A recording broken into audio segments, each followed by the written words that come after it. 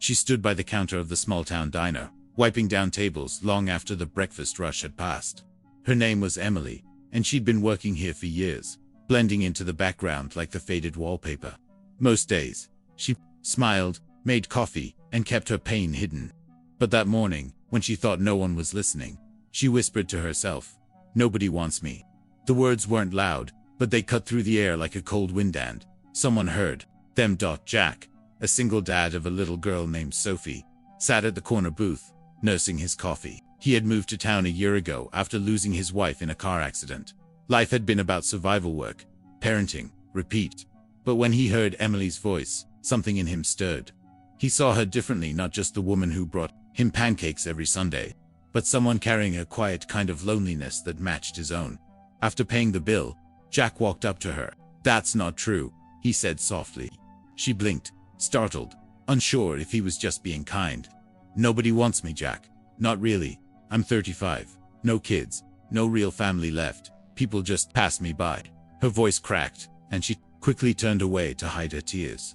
Jack thought of his daughter, of the bedtime stories that always ended with hope, of how Sophie's eyes lit up when Emily would sneak her an extra cookie at the diner. He realized something: this woman wasn't unwanted. She was unseen. And he wanted to change that. Over the next few weeks, Jack began showing up more often. Not in a forced way, but with purpose. Sometimes he brought Sophie. Sometimes he came, alone. They'd talk about simple things: the weather, the best pie flavor, the town's summer fair. But beneath it, something was growing. Emily found herself laughing again, and Jack noticed how her shoulders relaxed when she smiled. One rainy Thursday evening, the diner was nearly empty.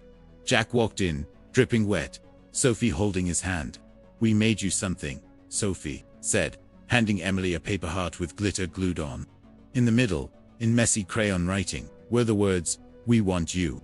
Emily's eyes filled instantly. Jack took a breath.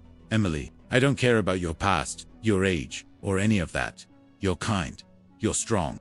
You've brought light back into my life, and into Sophie's. So, if you'll let us, I choose you. Every day." The diner went silent.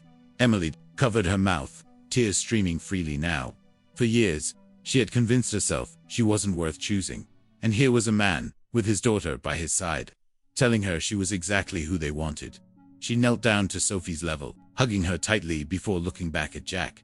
"Then I choose you too." And in that quiet diner, with rain tapping on the windows, 3 lives that had been walking alone finally found their way to each other. Because sometimes, love doesn't come with grand gestures or perfect timing.